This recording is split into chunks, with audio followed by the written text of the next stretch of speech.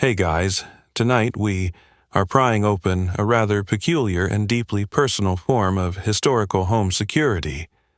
Imagine you're huddled in a dimly lit cottage centuries ago. The wind howls outside, rattling the ill-fitting shutters, and every creak of the floorboards sounds like an approaching footstep.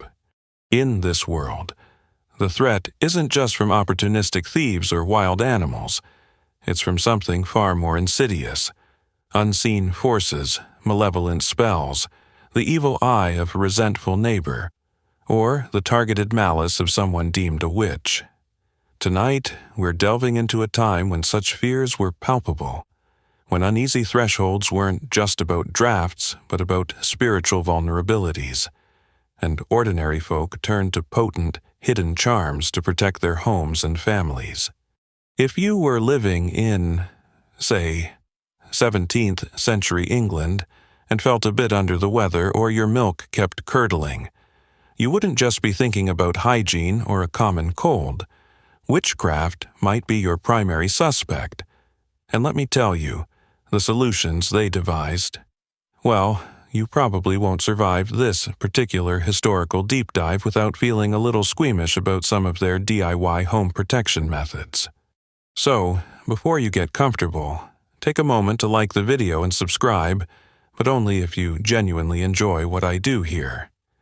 Your support helps us keep uncorking these fascinating and sometimes unsettling bottles of the past. I'm always thrilled to see our community grow. So please also drop your location and local time in the comments below. It's amazing to think of us all connecting from different points on this spinning globe. Ready for a story? Now, dim the lights, maybe turn on a fan for that soft background hum, and let's ease into tonight's journey together. You are stepping into a world where the veil between the mundane and the magical was perceived as incredibly thin, from the 16th to the 18th centuries, and even lingering into the 19th century in some areas, particularly in England and parts of colonial America. The belief in witchcraft was not a fringe idea, but a mainstream concern. This wasn't just the stuff of fantastical tales. It was a lived reality for many, influencing how they understood misfortune, illness, and social conflict. When bad luck struck, a sudden illness in the family, livestock dying unexpectedly, crops failing, or even persistent domestic discord, it was often attributed to the malevolent actions of a witch. These weren't necessarily green-skinned crones with pointy hats. A witch could be anyone. Often a neighbor or someone within the community with whom one had a dispute.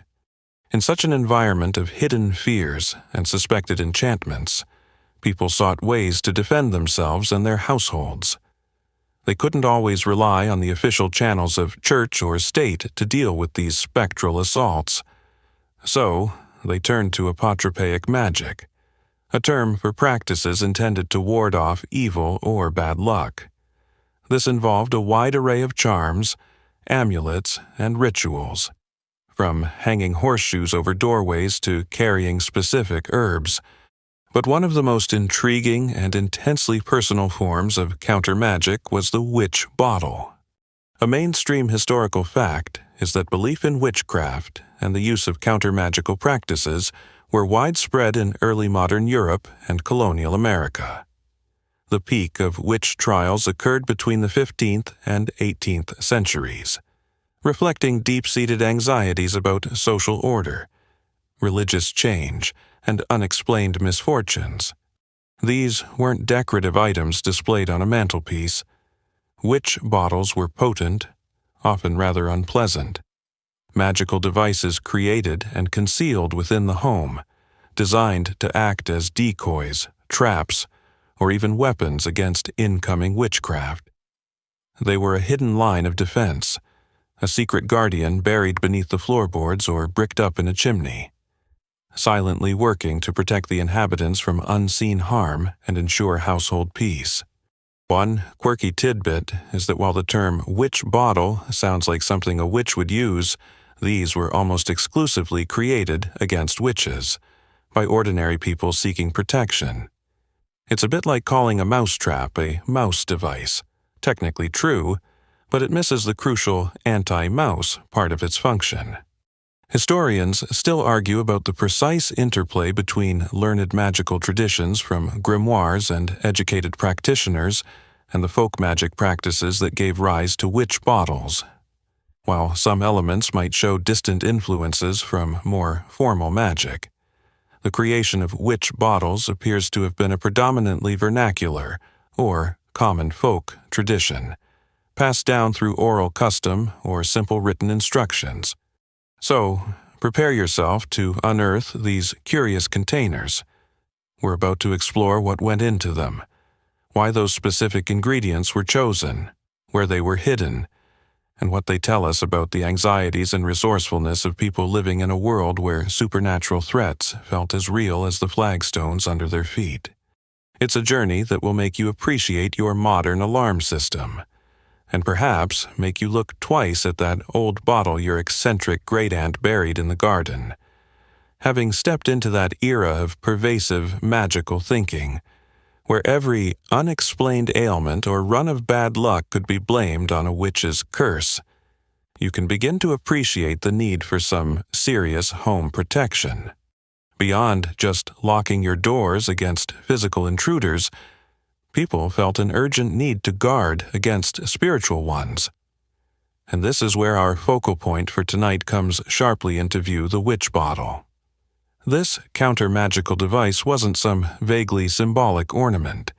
It was a very specific, often rather potent tool designed with a clear purpose to intercept, neutralize, or even turn back malevolent magic aimed at a household or its inhabitants. So, what exactly is a witch bottle? At its most basic, a witch bottle is a container, typically made of pottery, often a salt-glazed stoneware called Bellarmine or Bartman jugs, which featured a bearded face motif, or later glass, that was filled with a specific concoction of items, then sealed and hidden. These bottles were created as a form of apotropaic magic, meaning they were intended to ward off evil, specifically witchcraft.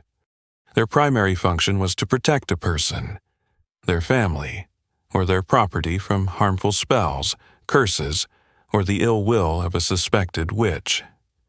Think of it as an ancient spiritual alarm system, combined with a bit of a magical booby trap.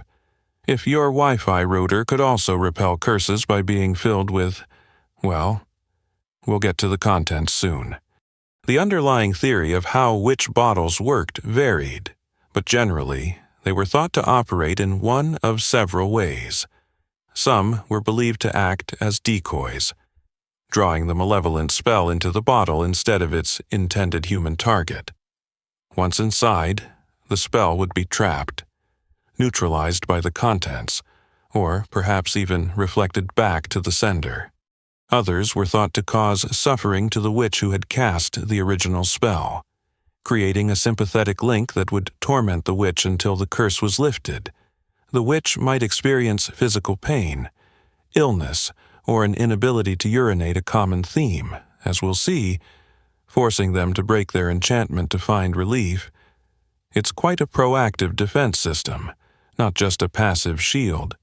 A mainstream historical fact is that witch bottles have been found primarily in England, but also in other parts of Europe, such as Germany and the Netherlands, as well as in the eastern United States, reflecting the migration of these folk beliefs and practices. The majority date from the 16th to the 19th centuries, with a peak in the 17th century, coinciding with the height of the witch craze. The creation of a witch bottle was a deliberate act of counter-magic. It wasn't just a random assortment of objects stuffed into a container. Each ingredient, the sealing of the bottle, and its careful concealment were all considered vital to its efficacy. The power of the bottle lay in its composition and its connection to the person or household it was meant to protect. One quirky tidbit is that the aforementioned Bellarmine jugs, often used for early witch bottles, were stoneware vessels imported from the Rhineland in Germany. They were common everyday items for storing liquids. The distinctive bearded face mask on their necks, believed by some to represent a wild man or a Bartman bearded man, may have inadvertently added to their perceived apotropaic qualities even before they were repurposed as witch bottles. It's like the bottle itself already had a slightly intimidating bouncer on the front. Historians still argue about the precise moment or context in which the specific practice of creating witch bottles emerged. While the use of charms and amulets against witchcraft is ancient and widespread, the particular assemblage of ingredients and the method of using a sealed bottle seems to become more codified during the early modern period. Was it an organic development from older folk practices, or was it influenced by specific texts or practitioners? The exact genesis remains a topic of ongoing research.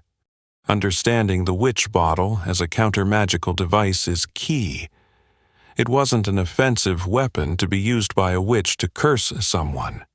Rather, it was a defensive shield, a hidden guardian crafted by ordinary people, or sometimes with the help of a cunning man or white witch, to protect their homes and their peace of mind in a world they perceived as fraught with unseen dangers. It was an act of taking control, of fighting back against perceived magical aggression with magic of their own.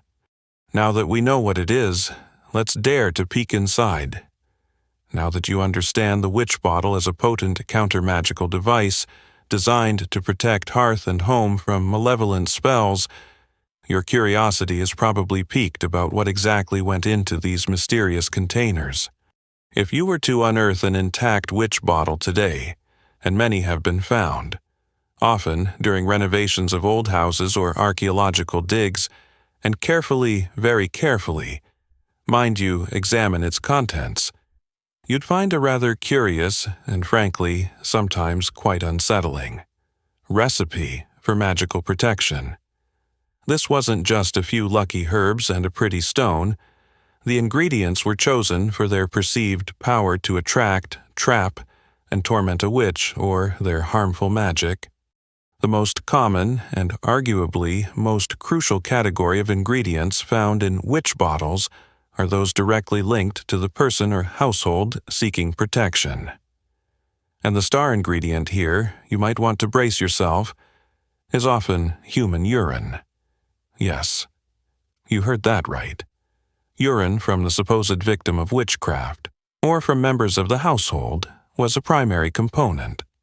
This wasn't just a random bodily fluid, it was seen as a powerful personal essence, a liquid signature that would lure the witch's spell which was targeted at that person into the bottle.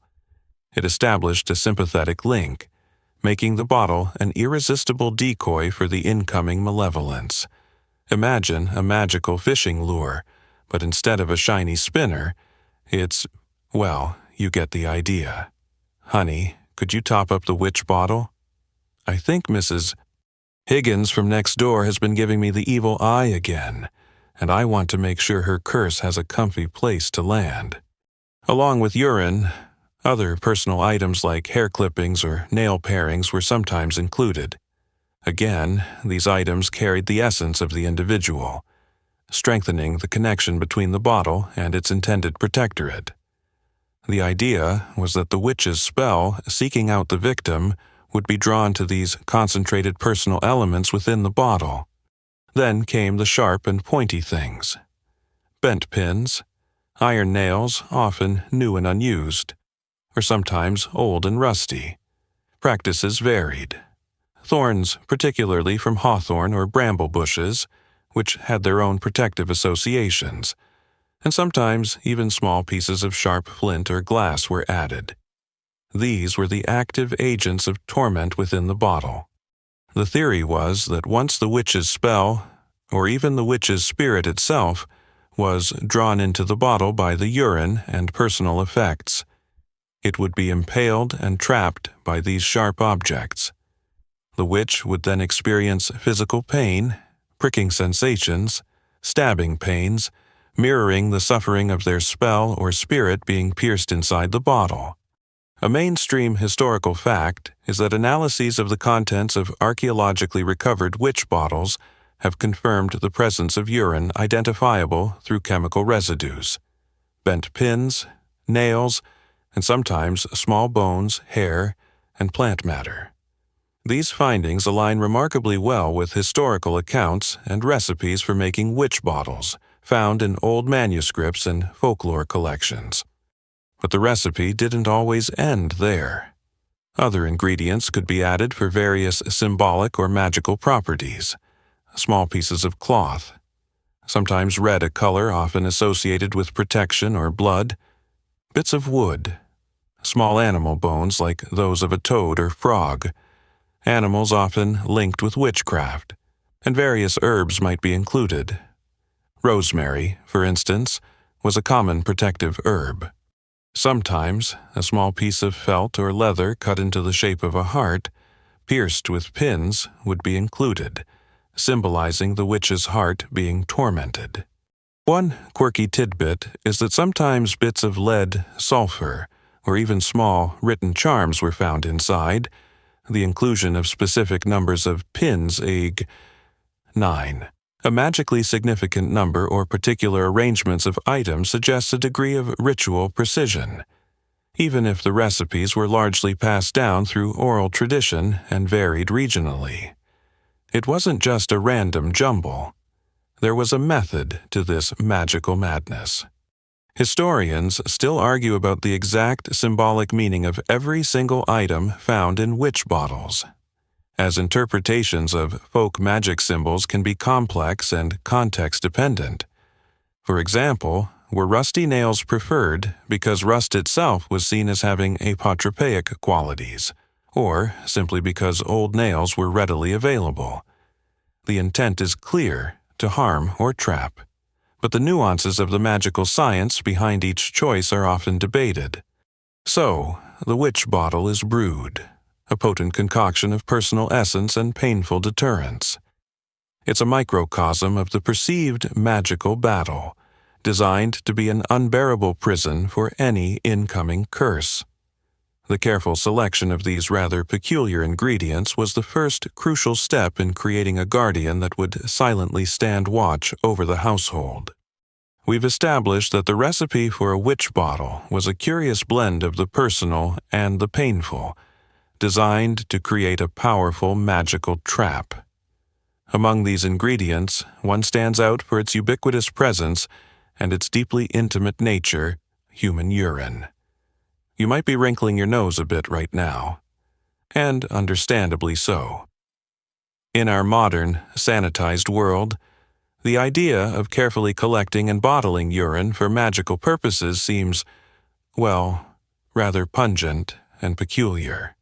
But in the context of early modern folk magic, urine was not just a waste product, it was a vital essence, a signature of the self, and its role in witch bottles was absolutely critical. The primary reason for including urine, particularly that of the person believed to be bewitched, was based on the principle of sympathetic magic, the idea that like affects like, or that an effect on an object can be passed on to the person or thing it once belonged to or is connected with. Urine was seen as containing a powerful concentration of an individual's life force or spirit. Therefore, if a witch had targeted a specific person with a spell, that spell would be attracted to the victim's essence. By placing the victim's urine in a bottle, the spell would be tricked into entering the bottle, believing it had found its target. It's like setting a very specific, personalized trap. If a modern hacker was trying to access your files, you'd want the honeypot to look exactly like your most sensitive data, not just generic information. Same principle, different bodily fluids. Herodotus, though writing about Scythians and not 17th century English folk, gave us a memorable line about them using hemp vapor baths instead of a water bath, for they never by any chance wash their bodies with water. While that's a different culture and context, it reminds us that attitudes towards bodily substances and cleanliness have varied enormously across time. For the creators of witch bottles, urine wasn't inherently disgusting in a ritual context. It was potent. It was a direct link to the individual, their unique ascent in the magical ether. A mainstream historical fact is that the use of bodily effluvia, such as urine, hair, nail clippings, blood, or spittle, has a long history in folk magic traditions across many cultures. These substances were believed to retain a strong connection to the person they came from, making them powerful ingredients in spells for healing, harm, love, or protection. The urine in a witch bottle wasn't just a passive lure. It was also thought to be part of the mechanism that inflicted suffering back onto the witch. Once the witch's spell or their spirit, as some believed was trapped in the bottle, it was immersed in the victim's urine, surrounded by sharp pins and nails. Some recipes specified that if the witch was causing urinary problems in the victim, a common symptom attributed to witchcraft, then the witch, through this sympathetic link, would also experience an inability to urinate or painful urination as long as their magic was ensnared in the bottle. This would, in theory, compel the witch to undo their curse to relieve their own suffering. It's a rather direct form of magical biofeedback. Feeling a bit blocked up, are we, Goody Miller? Perhaps you should reconsider that curse you put on my prize-winning pig. One quirky tidbit is that sometimes the urine of an entire family, or even from livestock if animals were believed to be bewitched, would be collected and added to the bottle. This created a broader field of protection. Some accounts even suggest specific times for collection, like the first urine of the morning, for maximum potency.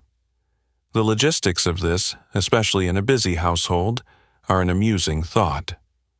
All right, kids, line up for the morning witch bottle contribution. Don't miss. Historians still argue about the precise theological or cosmological framework that made urine so central to this practice. Was it simply the strongest personal scent, or were there deeper beliefs about its connection to the soul? The kidneys, often seen as a seat of emotion or vitality, or its perceived ability to carry or transmit magical force. The folk understanding was clearly powerful, even if the underlying theory wasn't formally articulated in scholarly texts. So, while it might make us a tad uncomfortable today, you can now see why urine was a non-negotiable signature ingredient in these counter-magical devices. It was the personal bait, the sympathetic link, the very essence that empowered the witch bottle to identify with its owner and engage directly with the hostile magic sent their way. Without this deeply personal touch, the bottle would be just a collection of objects. With it, it became a targeted spiritual guardian. You've now got a good understanding of the witch bottle's primary lure, the deeply personal signature of urine, designed to draw in malevolent spells. But what happens once the magical mischief is inside the bottle?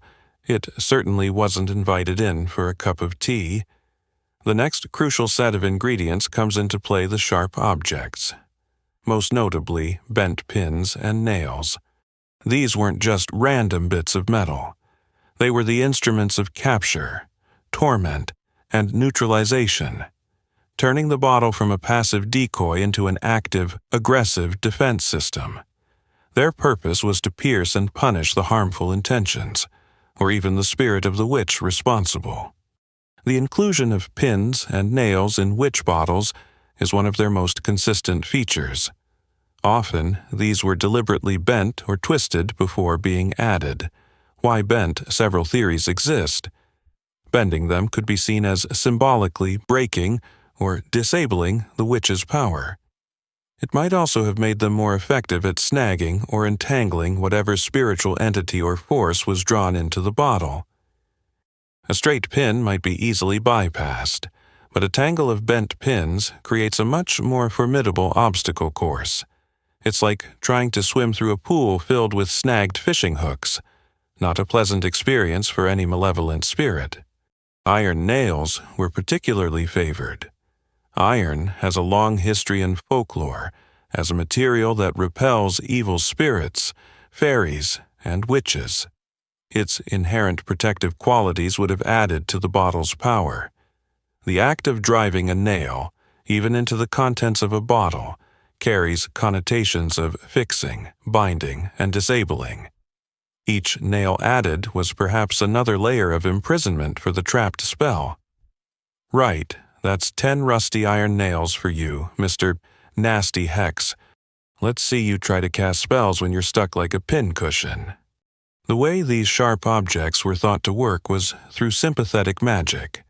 Once the witch's spell, or a part of their spiritual essence, was drawn into the bottle by the urine and other personal effects, it would encounter this miniature arsenal. As the spell or spirit was pierced by the pins and nails inside the bottle, the witch who sent it would feel corresponding physical pains, sharp pricks, stabbing sensations, or internal discomfort. It was believed that these pains would continue as long as their magic was impaled within the bottle. The only way for the witch to find relief was to undo their original curse, thereby releasing their connection to the tormented contents of the bottle. It was a rather ingenious, if grim, way of forcing the aggressor to back down. A mainstream historical fact is that the use of sharp objects, particularly iron, pins, and thorns, as protective or counter-magical agents is well documented in folk magic traditions across Europe. These items were believed to have the power to deflect the evil eye, bind spirits, or create protective barriers. Sometimes, specific numbers of pins or nails were used, often 3, 7, or 9, numbers that frequently carry magical significance in folklore. This suggests a ritualistic approach to their inclusion, not just a random handful. The act of carefully counting out and perhaps even dedicating each pin or nail would have added to the focused intent behind the charm's creation. One quirky tidbit involves the sourcing of these sharp items. While some recipes called for new pins perhaps for their untainted sharpness, others might have suggested using old, rusty nails pulled from significant places, like a church door or a gallows, believing these would carry additional power. Imagine the frisson of excitement, or perhaps trepidation, in acquiring a nail from such a potent and likely forbidden source, all for the sake of a more powerful witch bottle. Don't mind me, just borrowing a quick nail from the old gallows tree for, home improvement. Historians still argue whether the primary intent was to trap and kill the spell within the bottle, or to use the bottle as a tool to identify and punish the witch, thereby coercing them into ceasing their malevolent activities. It was likely a bit of both. The bottle served as a prison for the spell, but also as a kind of magical voodoo doll by proxy, transferring suffering back to the originator of the curse. So, as you picture the contents of a witch bottle, see the urine as the irresistible bait, and the tangled mass of bent pins and sharp nails as the inescapable, painful trap. These piercing intentions were what gave the witch bottle its teeth, transforming it from a simple container into a formidable weapon in the unseen war against witchcraft, designed to ensure that any harm sent your way would be met with a very sharp and personal rebuttal. The witch bottle is now primed with its core components: the personal link of urine and the aggressive defense of pins and nails. But often, the recipe didn't stop there. To further enhance its protective power, or to add specific qualities to its magical arsenal, a variety of other items were included. You might find fragrant herbs, sharp thorns, bits of cloth, or even small, symbolic tokens carefully packed inside alongside the more, shall we say, visceral ingredients. These additions weren't mere filler.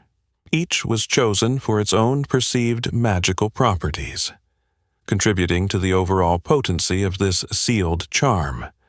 Herbs, for instance, have a long and storied history in folk magic and medicine. Certain plants were widely believed to possess protective qualities, capable of repelling evil spirits or warding off witchcraft. Rosemary is one that frequently appears in discussions of protective charms and has been found in some excavated witch bottles. It was associated with remembrance, love, and loyalty, but also with purification and protection. Its strong, pleasant scent might also have been thought to counteract the foulness of evil magic, or perhaps, more practically, the rather less pleasant aroma of the bottle's other contents. It's like adding a sprig of magical air freshener to your spiritual booby trap. Thorns, especially from plants like hawthorn, bramble, or blackthorn, were another common addition. These plants were often considered sacred or magically potent in their own right, frequently associated with fairies, spirits, and the other world. Their sharp thorns made them natural choices for a witch bottle, adding another layer of piercing intention to the pins and nails. Hawthorn, in particular, was seen as a powerful protective tree. Its branches often hung over doorways to keep evil out. Including its thorns in a bottle was like bringing a piece of that inherent protective energy inside. A bit of rosemary for good measure. And don't forget the bramble thorns. Make it extra pointy for any unwelcome spiritual guests. Small pieces of cloth or fabric, sometimes red in color, are also found. Red, as we mentioned, is a color often linked with protection, life, and blood in many folk traditions. It was thought to have the power to avert the evil eye or repel harmful spirits. Including a snippet of red cloth might have been seen as adding a vibrant shield of energy to the bottle's defenses. Sometimes, more symbolic items were included, such as a small piece of leather or felt cut into the shape of a human heart. This heart would then be pierced through with pins, directly symbolizing the torment intended for the witch's own heart. This is a very direct form of sympathetic magic, aiming to cause the witch to feel the pain inflicted upon the symbolic organ within the bottle. A mainstream historical fact is that many plants and natural objects were ascribed specific magical properties in European folk belief. These attributions were based on a combination of ancient traditions, doctrine of signatures where a plant's appearance suggested its use, and observed effects, forming a complex system of folk pharmacology and magic. Small animal bones, perhaps from a toad or frog, creatures often associated with witchcraft and folklore, have also been noted in some witch bottle contents. Their inclusion could have served various purposes, perhaps to mock or defile the witch's familiars, or to incorporate the perceived magical essence of these creatures into the bottle's power.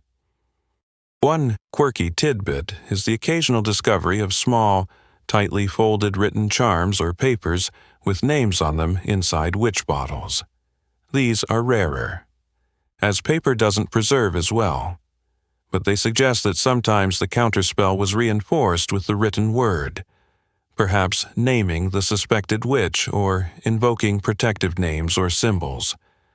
Imagine the care taken to inscribe a tiny curse or a plea for protection, then sealing it into that potent brew. It's like sending a very strongly worded, magically charged email directly to the offending party, but with more pins. Historians still argue about the regional variations in these optional extras. Did certain communities or practitioners favor specific herbs or objects based on local traditions or the availability of materials? It's likely that while the core ingredients, urine, pins, nails, were widespread, the additional charms could be more idiosyncratic, reflecting local flora, specific beliefs, or even the personal preferences of the bottle's creator. So, the witch bottle becomes an even more complex and potent charm with these additions.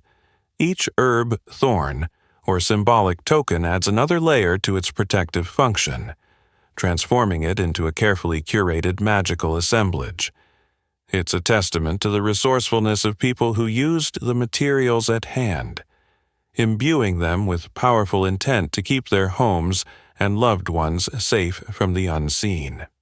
You now have a witch bottle brimming with a potent concoction, the personal essence of urine, the sharp retribution of pins and nails, and a miscellany of other magically charged items like herbs and thorns.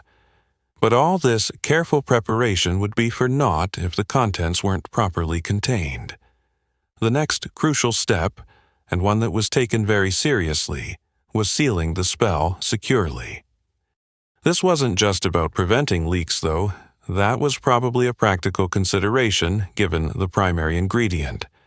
It was about creating an inescapable magical prison, ensuring that whatever malevolent force was lured inside could never, ever get out. Once all the ingredients were placed inside the chosen vessel, be it a sturdy stoneware Bellarmine jug or a later glass bottle, it had to be tightly stoppered. Cork was the most common material for this. The cork would be pushed firmly into the neck of the bottle, creating as airtight a seal as possible. This act of sealing was highly symbolic. It represented the closing of the trap, the final act of containment that locked the harmful magic, or the witch's spirit, within the bottle's confines. But a simple cork might not have been considered secure enough for such a potent and potentially volatile magical device. Often, the seal was reinforced. Wax, perhaps from a beeswax candle, might be melted and dripped over the cork and around the neck of the bottle, creating an even more impervious barrier. This further ensured that nothing could escape, and also protected the cork itself from decay, especially if the bottle was to be buried in a damp location. Think of it as spiritually shrink-wrapping the malevolence. All right, Mr. Nasty Hex, you're in there now, and we're putting on the magical equivalent of child-proof locks, superglue, and a concrete overcoat. The integrity of the seal was paramount. If the bottle were to break, or the seal to fail, it was believed that the trapped magic could escape, potentially returning to harm the victim or even causing wider problems. Therefore, the choice of bottle was also important. Early witch bottles were often made of robust stoneware, which was less likely to break than glass, especially when buried or hidden within the structure of a house. The shift to glass bottles in later periods might reflect availability, but also perhaps a confidence in being able to protect the more fragile container. A mainstream historical fact is that the act of sealing is a common feature in many magical traditions worldwide, often signifying binding, containment, or the fixing of a spell's intent. The materials used for sealing, like wax, and the rituals surrounding the act often carry their own symbolic weight.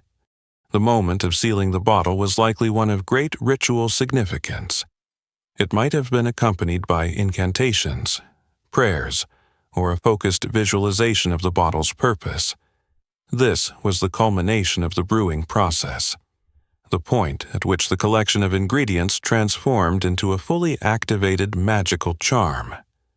The person creating the bottle would be concentrating all their intent on its power to protect and to punish. One quirky tidbit is the idea that if a witch bottle was ever discovered and deliberately broken by someone unaware of its purpose, it could unleash the trapped negativity, or at least neutralize the protection it offered. This adds another layer of caution around these objects when they are found archaeologically. It's not just an old bottle, it's a potentially still charged piece of ancient magic. Archaeologists today, of course, handle them with scientific care, but one can imagine the trepidation an ordinary person in the past might have felt upon accidentally unearthing one. Oops, I think I just dug up Great Aunt Mildred's spiritual grenade. Everyone stand back. Historians still argue about whether the witch bottle was intended to be a permanent fixture, or if it was believed to expire or need recharging after a certain time. The fact that many are found intact after centuries suggests they were often intended for long-term protection. The robust sealing would have been crucial for this longevity. So, with the cork hammered in and perhaps coated in wax, the witch bottle is complete. its curious charms and piercing intentions now securely locked away. It has become a sealed vessel of power, a silent, hidden guardian ready to do its work.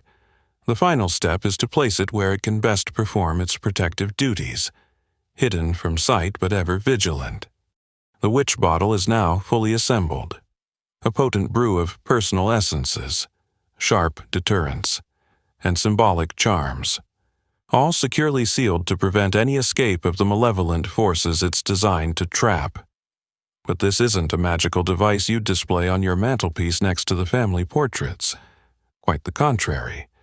The efficacy and safety of a witch bottle depended heavily on its careful and secret concealment. You are now about to explore the common hiding places for these secret guardians and understand why secrecy was paramount to their function. Once created and sealed, the witch bottle was typically hidden away in a specific location within or around the house it was meant to protect.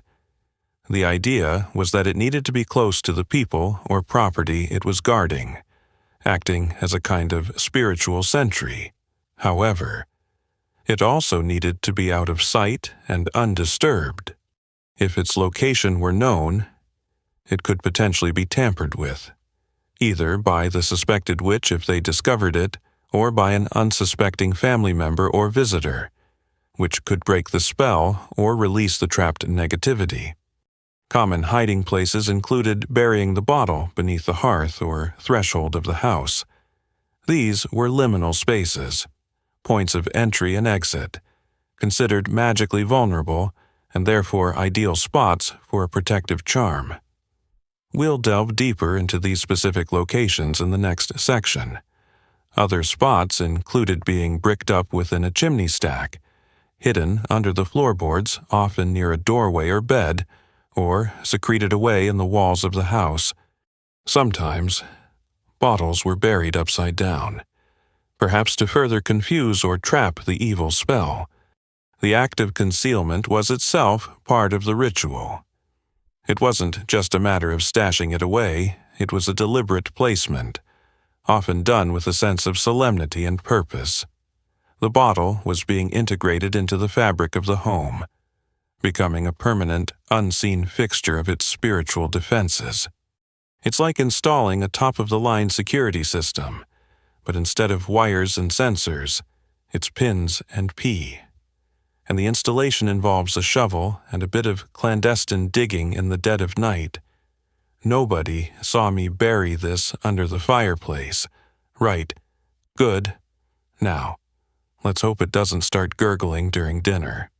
A mainstream historical fact is that the practice of concealing apotropaic objects, charms intended to ward off evil within the structure of buildings, is a long-standing tradition in many cultures. This includes items like written charms, amulets, animal bones, or even shoes hidden in walls, chimneys, or under floors to protect the dwelling and its inhabitants. The secrecy surrounding the witch bottle also served a psychological purpose.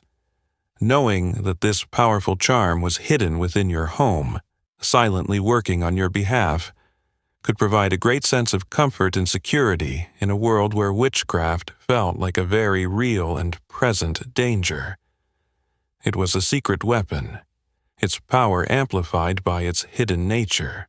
One quirky tidbit is that sometimes witch bottles have been found in very unexpected places outside the immediate home, such as buried in fields to protect crops or livestock, or even near churches. One particularly famous example was a witch bottle found in the grounds of Greenwich Palace in London, suggesting that these practices weren't limited to rural cottages but could also be found in more prominent, even elite, settings. Imagine the royal gardener furtively bearing a bottle to protect the king's prize-winning roses from blights and curses.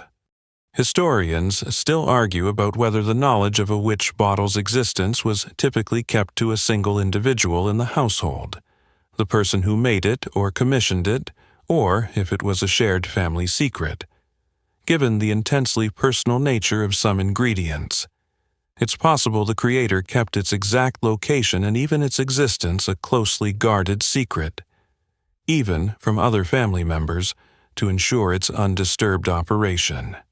So, these potent counter-magical devices, these secret guardians, were carefully tucked away, merging with the structure of the home itself.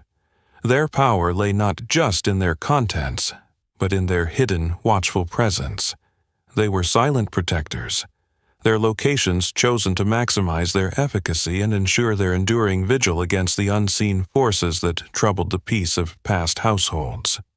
We've established that witch bottles were carefully concealed to maintain their protective power, but the choice of hiding place wasn't random.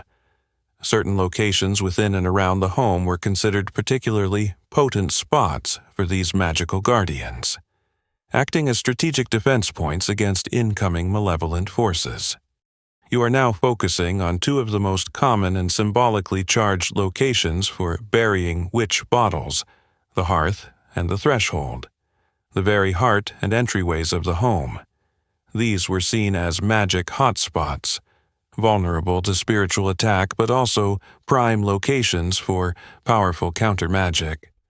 The hearth, the central fireplace of the home, was more than just a source of heat and a place for cooking. In many cultures, it was considered the sacred center of the household, a symbol of family life, continuity, and connection to ancestral spirits.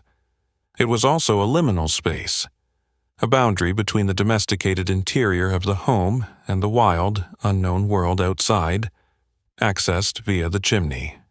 This dual nature made it a prime target for witchcraft to enter, but also an ideal place to position a powerful protective charm like a witch bottle. Burying a bottle beneath the hearthstones, or sometimes bricking it into the chimney stack itself, was a common practice. The constant presence of fire, a purifying and protective element, would have been thought to amplify the bottle's power, keeping its contents active and potent. Imagine the witch bottle, nestled deep within the warm embrace of the chimney, constantly simmering with protective energy, ready to cook any incoming curse. Let's hope that witch's hex enjoys a slow roast, courtesy of our hearth-powered spiritual oven.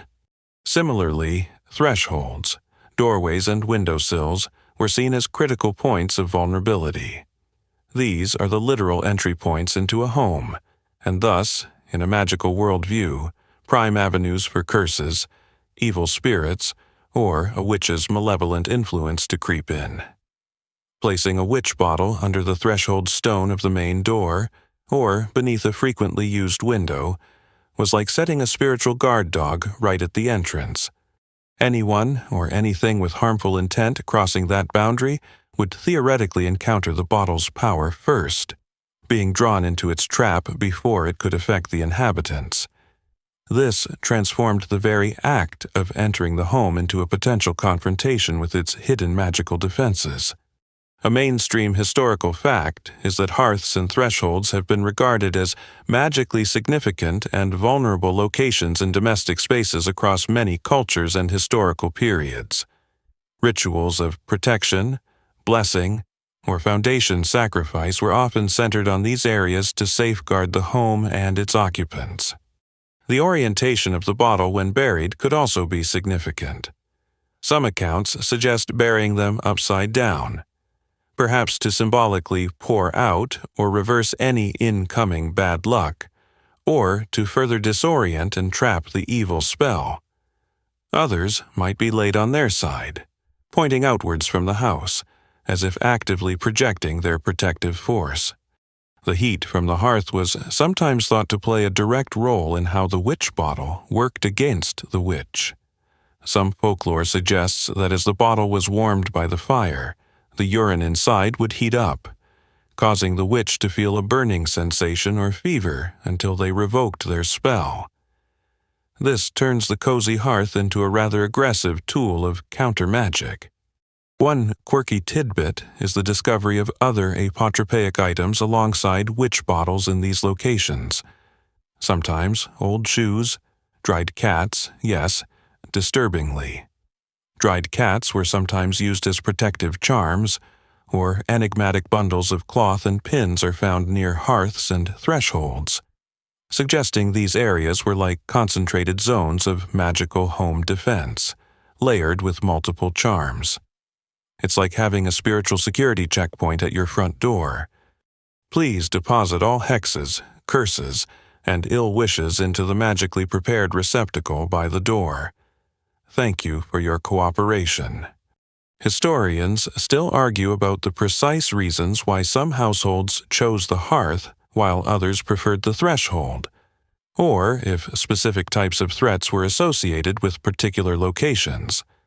It might have depended on the layout of the house, the nature of the perceived threat, or local traditions passed down through families or communities.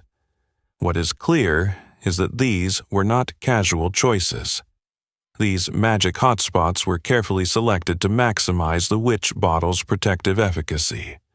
By secreting these potent charms in the symbolic heart and vulnerable entryways of their homes, people were actively fortifying their domestic spaces against a world they perceived as rife with magical dangers.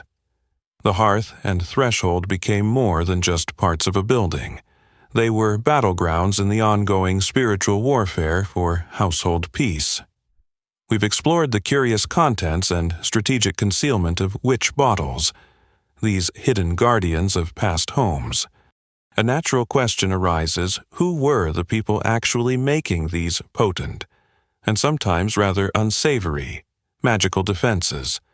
Were they the domain of specialized sorcerers or mysterious village witches, while cunning folk, or white witches, practitioners of folk magic who offered healing and protection, certainly existed and might have advised on or even prepared such charms? A significant aspect of the witch bottle tradition is that they were often created by ordinary people. You are now meeting the everyday folk magicians, the heads of households or concerned individuals who took magical matters into their own hands to protect their families and property. The knowledge of how to make a witch bottle seems to have been part of a wider body of folk wisdom, passed down through communities, perhaps within families, or through informal instruction. Recipes and methods could be found in some contemporary pamphlets or manuscripts, but much of this was likely oral tradition. This accessibility meant that when misfortune struck and witchcraft was suspected, individuals didn't always have to seek out a specialist. They could, with the right know-how and a bit of courage given the ingredients, brew their own protection. Imagine a farmer whose livestock are mysteriously sickening, or a mother whose child is afflicted by an unexplainable illness. In a world where medical understanding was limited and magical explanations were readily accepted, the suspicion of witchcraft could easily take root. Turning to a witch bottle was an active response, a way for these individuals to fight back against a perceived invisible enemy. The act of collecting the ingredients, the personal urine, the bent pins, the specific herbs, and carefully assembling the bottle would have been a deeply personal and empowering ritual in itself. It was a declaration that they would not be passive victims. It's DIY home security, 17th century style, where the toolkit includes a stoneware jug and a handful of rusty nails instead of a screwdriver and Wi-Fi codes. Don't worry, family, I've got this. Just finished preparing our anti-witchcraft insurance policy. Smells a bit, but it should do the trick. This isn't to say that cunning folk played no role. These individuals, who often straddled the line between respected healer and suspected sorcerer, were frequently consulted for diagnosing witchcraft and prescribing remedies. They might have provided specific instructions for creating a witch bottle, identified the correct ingredients, or even overseen its preparation and concealment for a fee. They acted as the community's magical consultants. However, the widespread discovery of witch bottles in diverse contexts suggests that their creation wasn't solely reliant on these specialists. A mainstream historical fact is that cunning folk, or wise women men, were common figures in early modern European and American societies. They offered a range of services: including healing, fortune-telling, finding lost goods, and providing counter-magic against witchcraft, often using a blend of herbal remedies, charms, and rituals. They were distinct from those accused of malevolent witchcraft. The ingredients themselves point to an origin in common households. Urine was readily available. Pins and nails were everyday objects. Herbs could be gathered from gardens or hedgerows. Stoneware jugs or glass bottles, while sometimes imported, were common household items. This accessibility is a key feature of folk magic. It utilizes the familiar and the readily available, imbuing it with extraordinary power through ritual and intent. One quirky tidbit is that the gender of the witch bottle maker is not always clear. While we might often associate domestic magic with women, men, as heads of households concerned with protecting their property and family, were just as likely, if not more so in some contexts, to be the ones creating or commissioning these charms. It was about safeguarding the home, a responsibility that could fall to anyone feeling threatened. It wasn't so much women's work or men's work as scared person's work. Historians still argue about the level of belief versus pragmatism involved. Were people creating witch bottles out of deep, literal belief in their efficacy? Or was it sometimes a case of, it can't hurt to try? A psychological comfort in a dangerous world, or even a way to assert some control over inexplicable events. It was likely a complex mixture of all these things. When your child is sick and conventional methods fail, and the prevailing culture points to witchcraft, creating a witch bottle becomes a very rational act within that worldview. So, the makers of witch bottles were often not shadowy figures from the fringes of society, but your everyday ancestors, farmers, artisans, housewives, husbands, ordinary folk who, faced with extraordinary fears, became magicians in their own right, brewing up potent defenses from the stuff of their daily lives to protect their household peace. We've delved deep into the folklore, the recipes, and the presumed intentions behind witch bottles. But how do we know all this isn't just fanciful tales or misinterpreted historical texts? The answer lies buried in the earth, waiting to be unearthed by the archaeologist's trowel or stumbled upon during house renovations. The discovery of actual witch bottles, their contents often remarkably preserved, provides tangible, physical proof of these fascinating folk practices. You are now joining the researchers and lucky homeowners who have quite literally uncorked the past, revealing the material reality of these hidden guardians. Hundreds of witch bottles have been discovered, primarily in England, but also scattered across northern Europe and the eastern United States. These finds are crucial because they allow us to compare the physical evidence with the historical accounts, such as those found in 17th century manuscripts or folklore collections, and very often the correlation is striking. The types of containers, the ingredients found within, and the locations of their concealment frequently match the old descriptions with remarkable accuracy. When an archaeologist or a builder carefully excavates a witch bottle, it's like opening a time capsule of folk belief. The vessels themselves tell a story. Sturdy stoneware Bellarmine jugs, with their distinctive bearded faces, are common from the 16th and 17th centuries. Later examples, from the 18th and 19th centuries, are often made of glass. Inside these containers, the contents, though sometimes degraded, can be meticulously analyzed. A mainstream historical fact is that the scientific analysis of witch bottle contents has been instrumental in confirming their purpose and ingredients. Techniques such as X-radiography, gas chromatography mass spectrometry, for identifying organic residues like urine, and microscopic examination of fibers and botanical remains have provided detailed insights into what these bottles contained. Imagine the scene: a centuries-old house is undergoing renovation.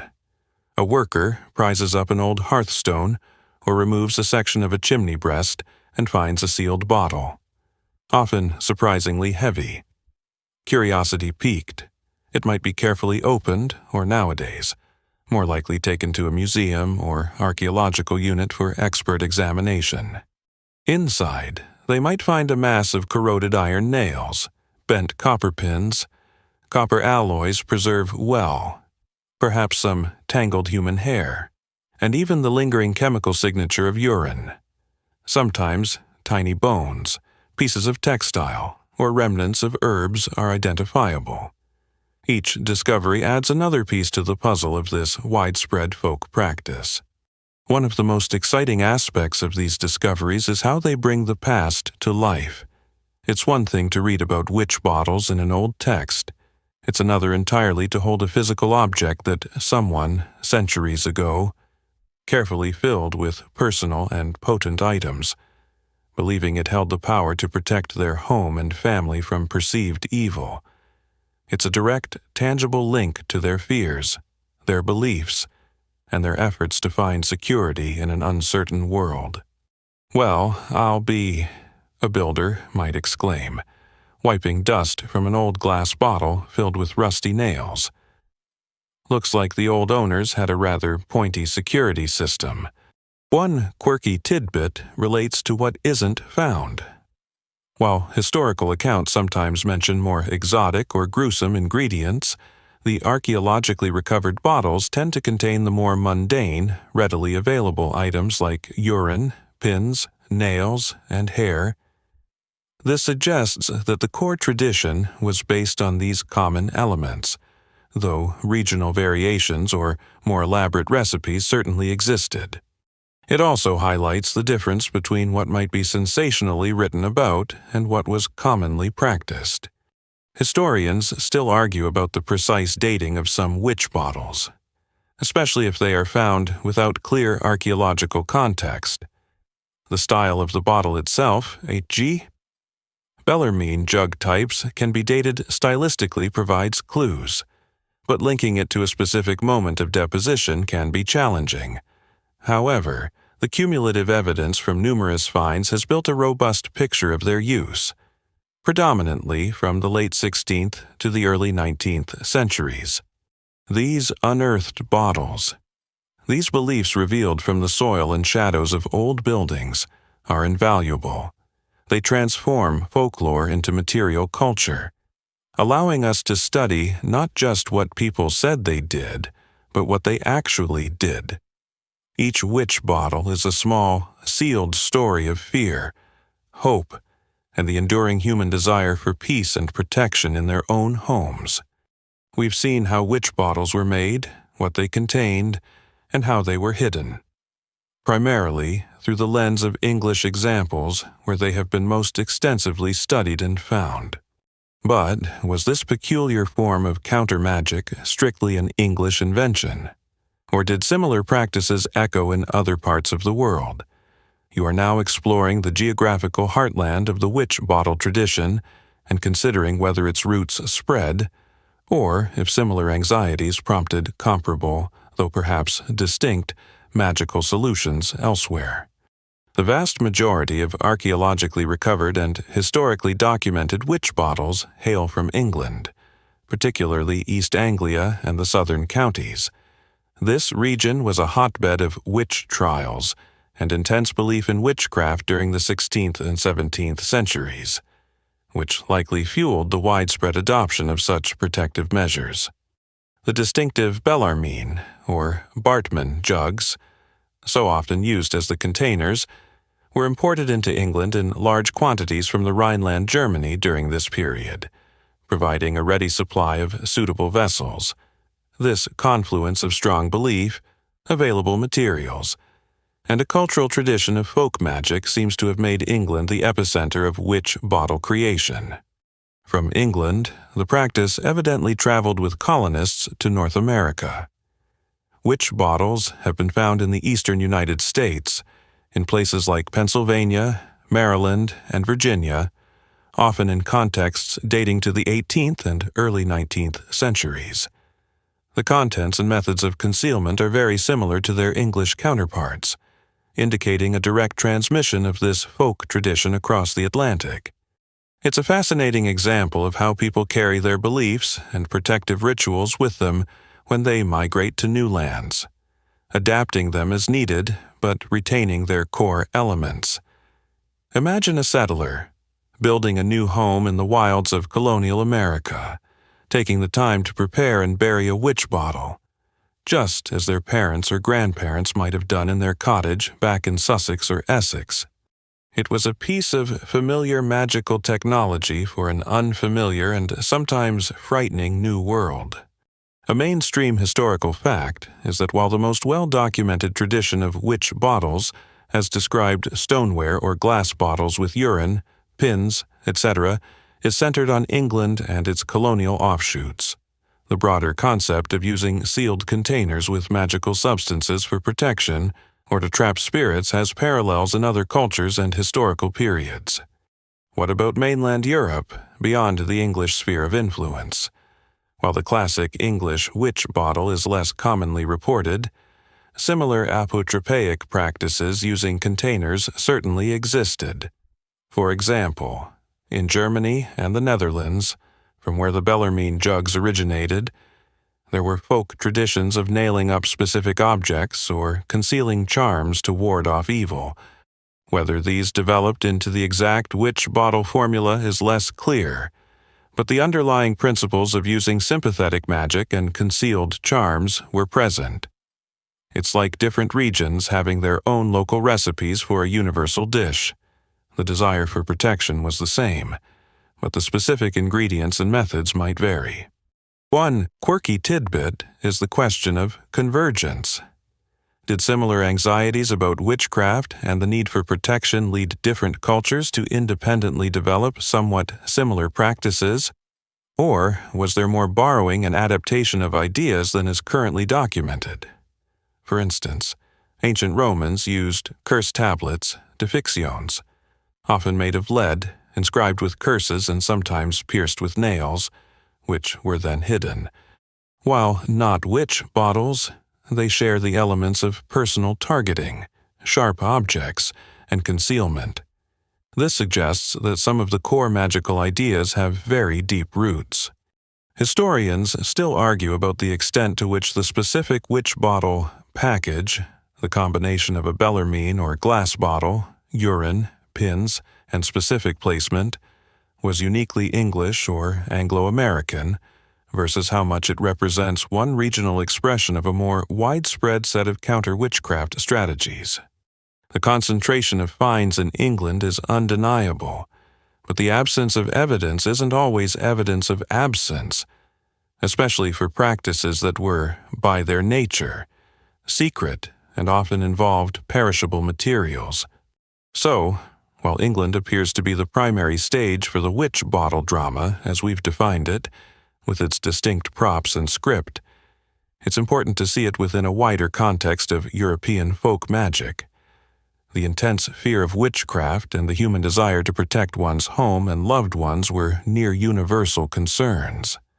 The English witch bottle, with its curious charms, was one particularly vivid and enduring solution that took root and then journeyed across the ocean, a testament to the power of belief and the persistence of tradition.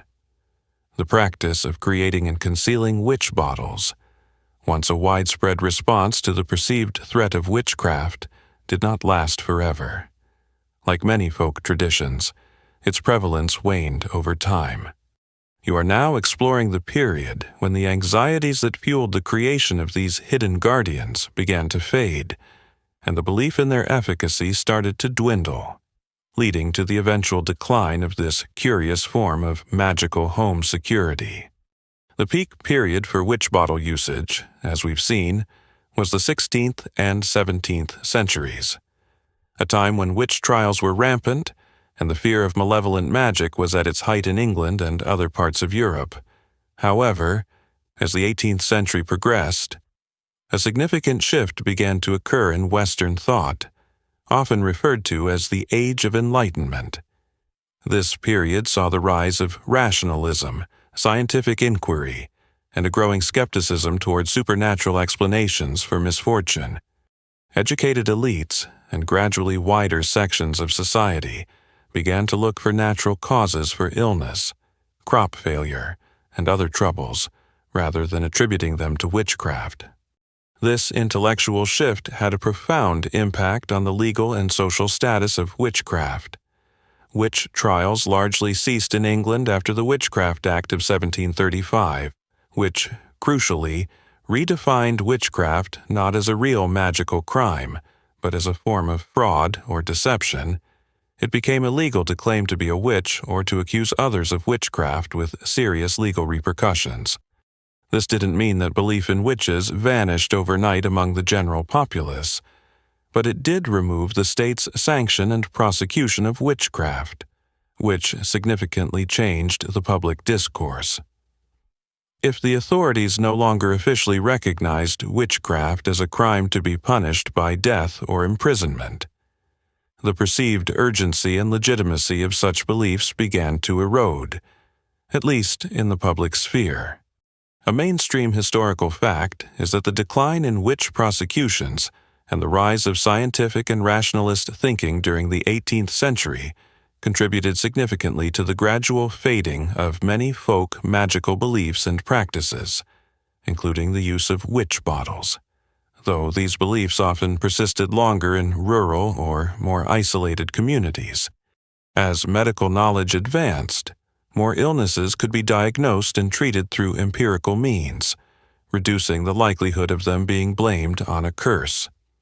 Agricultural improvements and a better understanding of crop diseases and animal husbandry also provided natural explanations for misfortunes that might previously have been attributed to a witch's malice.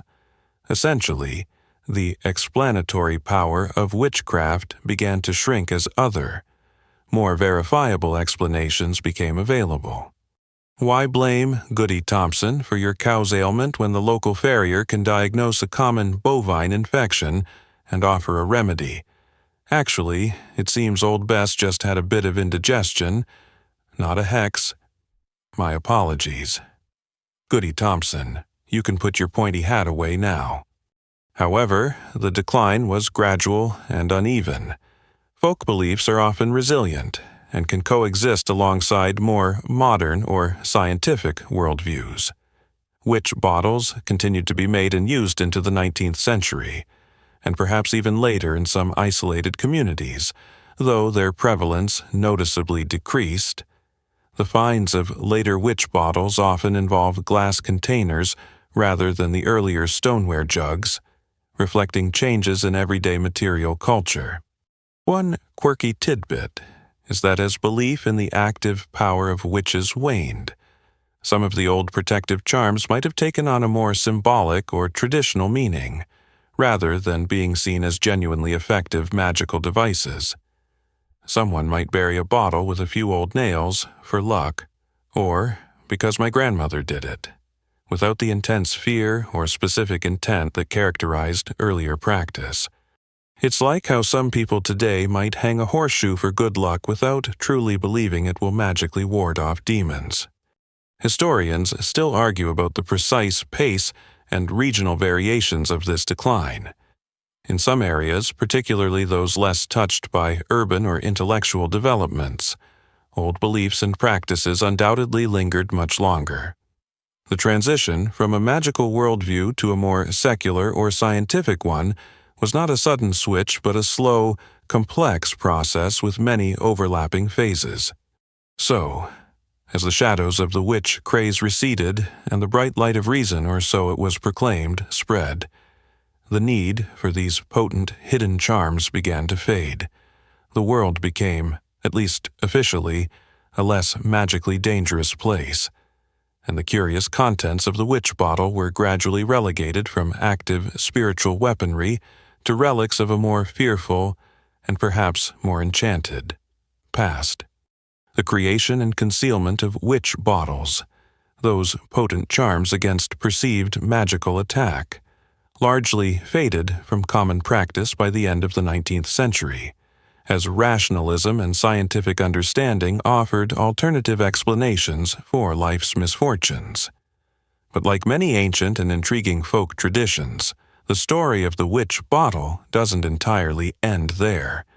In more recent times, there has been a resurgence of interest in these objects, both from an academic and a rather different, more spiritual perspective. You are now glimpsing how modern magic practitioners and curious individuals today are looking back at, and sometimes reinterpreting, the witch bottles of old. In contemporary neo-pagan, Wiccan, and various folk magic traditions, there's a significant interest in historical magical practices. For some, studying old charms like witch bottles is about understanding the roots of their spiritual paths or reclaiming ancestral traditions. The witch bottle, as a powerful symbol of protection and deflection of negativity, holds a certain appeal. Modern practitioners might create their own versions, adapting the historical recipes to suit contemporary ethics and aesthetics. For instance, while the historical use of urine is well documented, many modern witches would understandably opt for symbolic substitutes, like salt water, vinegar, or wine, to represent the personal link or to sour negativity. The intent remains similar, to protect and repel, but the ingredients are often updated. You're less likely to find someone asking for a urine sample and more likely to see them carefully selecting herbs with specific correspondences. For my 21st century witch bottle, I'm thinking ethically sourced quartz, organic rosemary, and perhaps a strongly worded letter to the universe concerning negative vibes. This modern revival isn't about fearing a literal witch down the lane who might curdle your almond milk. Instead, it's often focused on protecting against more abstract forms of negativity, psychic attack, bad luck, emotional harm from others, or even self-sabotaging thoughts. The witch, in the modern witch bottle context, can be metaphorical, representing any source of harm or unwanted influence. The bottle becomes a tool for personal empowerment and for creating a sacred, protected space. Whether that's a physical home or one's own aura, a mainstream historical fact is that the late 20th and early 21st centuries have seen a significant growth in neo-pagan religions and a renewed popular interest in witchcraft and folk magic, often drawing inspiration from historical practices but reinterpreting them for modern sensibilities and ethical frameworks. Beyond active practitioners, witch bottles continue to fascinate historians, archaeologists, and folklorists. Each new discovery can shed more light on the social history, beliefs, and anxieties of past communities. Museum exhibitions featuring witch bottles attract considerable public interest, tapping into a collective curiosity about magic, mystery, and how our ancestors dealt with their fears. There's an undeniable allure to these tangible remnants of a time when the world felt more enchanted and more dangerous. One quirky tidbit is the online communities and social media groups where people share their own modern witch bottle creations or discuss historical finds. You can find countless recipes and tutorials, ranging from historically informed reconstructions to highly personalized artistic expressions. It's a testament to how these old ideas can find new life and new interpretations in the digital age. The witch bottle has gone viral, in a sense. Historians still argue, or, rather, contemporary practitioners debate, the authenticity of modern witch bottles compared to their historical counterparts. Some purists might argue that without the original context of intense belief in malevolent witchcraft and the use of traditional and often unsettling ingredients, a modern creation is something else entirely. Others would contend that magic is adaptable and that the core intent of protection and empowerment is what truly matters, making modern interpretations valid in their own right. So, while you're unlikely to find your neighbors furtively burying Bellarmine jugs filled with pins and pee under their hearthstones today, though, never say never. The legacy of the witch bottle endures. It whispers from the past through archaeological finds and historical texts, and it finds new voice in the hands of modern folk magicians and spiritual seekers, a testament to the enduring human desire for protection, peace, and a little bit of magic in our lives. Our journey through the shadowy corners of old homes and the even shadowier recesses of past anxieties is drawing to a close. We've peered into the curious contents of witch bottles, understood their role as counter-magical devices, and traced their rise and gradual decline. As we prepare to leave this world of hidden fears and equally hidden charms, we're left to reflect on what these buried bottles, with their often unsettling ingredients, truly tell us about the people who made them and the times they lived in. These are more than just archaeological curiosities. They are potent whispers from the past. Speaking of fear, belief, and the enduring human quest for household peace, at their heart, witch bottles are a testament to a world where misfortune was often personalized and attributed to malevolent human agency, witchcraft. In an era before modern science and medicine could explain many of life's calamities, from sudden illness to failing crops, magic provided a framework for understanding and, crucially, for responding. The witch bottle was an active, tangible response. It represented a refusal to be a passive victim. By creating and concealing these charms, ordinary people took a measure of control, fighting magic with magic, in an effort to restore balance and protect their loved ones and livelihoods. The very ingredients, the urine, hair, nail clippings, speak of a profound understanding of sympathetic magic, where the personal essence was key to both luring and repelling.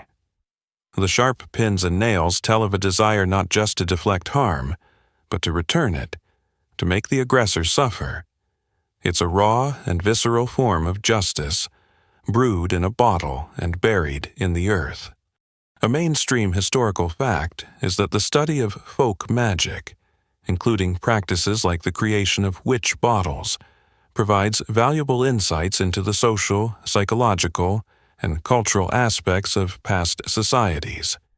It reveals how ordinary people made sense of their world, dealt with anxieties, and sought agency in the face of perceived threats.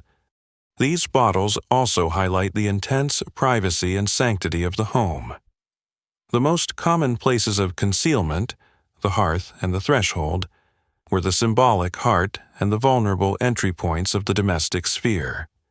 By fortifying these locations, people were quite literally guarding their inner sanctum, their place of family and security, against a hostile outside world, both seen and unseen. It makes you think about what we consider the spirit of a home today, and the lengths we go to, albeit with different methods, to make our own spaces feel safe and peaceful. Maybe our modern alarm systems and complicated insurance policies are just the 21st century equivalent of a well-placed witch bottle, minus the interesting smells. One quirky tidbit is to consider the moment of discovery of these bottles centuries later.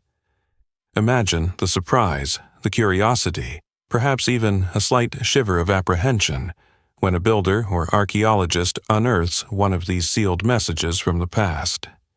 Each one is a direct physical link to an individual or a family who once lived, feared, and hoped within those same walls or on that same patch of land.